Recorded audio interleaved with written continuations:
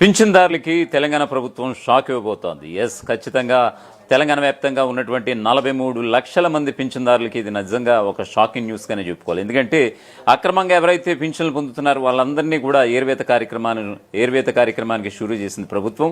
33 జిల్లాల్లో ప్రతి గ్రామాల్లో ఇంటింటికి ఈ ఏవైతే సెర్ప్ బృందాలు ఉంటాయో ఈ యొక్క సెర్ప్ బృందాలు తనిఖీలు బృందాలుగా వెళ్ళి ఖచ్చితంగా ఎవరైనా చనిపోయి ఉంటే కనుక ఖచ్చితంగా వాళ్ళ పెన్షన్ నిర్దాక్షిణ్యంగా కట్ చేసేటటువంటి ఒక ప్రధానమైన అంశం అయితే ఇప్పుడు ప్రతి జిల్లాలో, ప్రతి మండలంలో, ప్రతి గ్రామంలో కూడా కొనసాగుతోంది.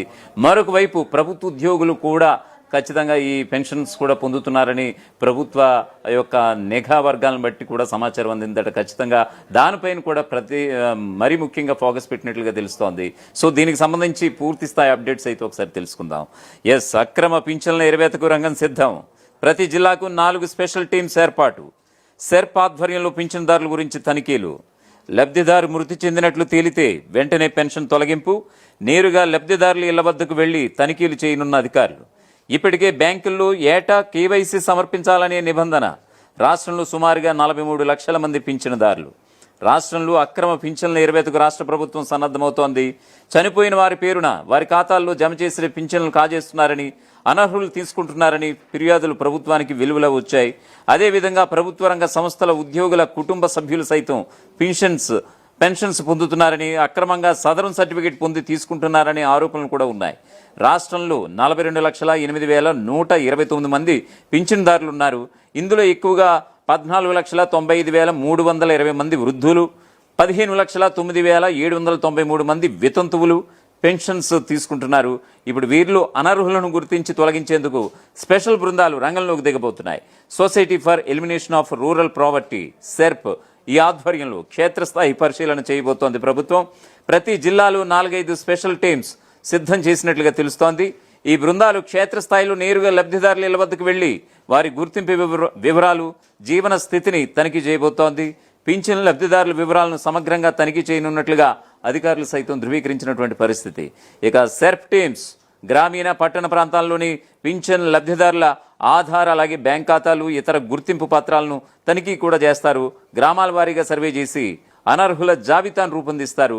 ప్రత్యేక లాగిన్ ద్వారా అనర్హుల పేర్లను ఆన్లైన్ చేస్తారు. ఎంపీడీఓలు, అక్కడి నుంచి డిఆర్డీఓలు, సెర్ప్ అధికారులు, కలెక్టర్లు, డైరెక్టర్లకు పంపిస్తారు. తనిఖీ సమయంలో ఇంటి దగ్గర అందుబాటులో లేనివారు, వలస వెళ్లిన వారి విషయంలో ఎటువంటి నిర్ణయం తీసుకోవాలనే దానిపై ఇంకా స్పష్టత రాలేదు. ప్రభుత్వ ఆదేశాల మేరకు ముందుకు వెళ్లబోతోంది సెర్ప్ బృందాలు. ఈ ప్రక్రియతో ప్రభుత్వ నిధుల దుర్వినియోగానికి అడ్డుగట్ట వేయబోతోంది. రాష్ట్రంలో ఎక్కువ శాతం పింఛన్లు బ్యాంక్ ఖాతాల్లో పడుతున్నాయి. మరికొన్ని బయోమెట్రిక్, పోస్టాఫీసుల ద్వారా ఇప్పటికే అందజేస్తున్నటువంటి పరిస్థితి. బ్యాంక్ ఖాతాల్లో పింఛన్ డబ్బులు జమ అవుతుండడంతో ఆ వ్యక్తి బతికున్నాడా లేక మృతి చెందాడా అనేది నిర్ధారించుకోవడం కష్టమైపోతోంది. ఏటీఎం కార్డు ద్వారా డబ్బులు డ్రా చేసే వెసులుబాటు ఉండడంతో అనర్హులను గుర్తించడం ప్రభుత్వానికి సవాల్గా మారింది. అయితే గతంలో రాజకీయ పైరవీలతో ఇష్టారాజ్యంగా పింఛన్లు మంజూరు చేశారనే ఆరోపణలు ఉన్నాయి. అనర్హులు పింఛన్లు అందుకుంటున్నారని ఫిర్యాదులు అందినా కూడా పట్టించుకోలేదనే విమర్శలు సైతం ఉన్నాయి. దీంతో కాంగ్రెస్ ప్రభుత్వం అనర్హులకు అందకుండా పగడ్బందీ చర్యలకు సిద్ధమైంది. ఇక అక్రమ పింఛన్లను నియంత్రించేందుకు బ్యాంకుల్లో ప్రతి ఏటా కేవైసీ దరఖాస్తు సమర్పించాలని రాష్ట్ర ప్రభుత్వం సూచించింది. పింఛన్ లబ్ధిదారులు తమ గుర్తింపు పత్రాలు అంటే ఆధార్, ఫోటో, బ్యాంక్ ఖాతా వివరాలు, జీవన ధృవీకరణ పత్రాలను బ్యాంకులకు సమర్పించాల్సి ఉంటుంది. దీంతో లబ్ధిదారుడు బతికున్నారని నిర్ధారించడం, డూప్లికేట్ ఖాతాలను నిరోధించడం జరుగుతుంది. బ్యాంక్ ఖాతాలతో ఆధార్ లింకేజీ ద్వారా పారదర్శకతను పెంచే అవకాశం కూడా ఉంది. ఒకవేళ లబ్ధిదారుడు కేవైసీ సమర్పించకపోతే పింఛన్ తాత్కాలికంగా నిలిపివేయబోతున్నారు అధికారులు. అలాగే కేవైసీ ధృవీకరణతో పింఛన్ పథకంలో పారదర్శకత పెరిగిందని ఇటు అధికారులు సైతం అభిప్రాయపడుతున్నటువంటి పరిస్థితి కనిపిస్తోంది. ప్రపంచంలో ఏ మూల ఏ క్షణం ఏం జరుగుతుందో వేగంగా తెలుసుకోవడానికి తొలి వెలుగు వాట్సాప్ ఛానల్ని ఫాలో చేయండి.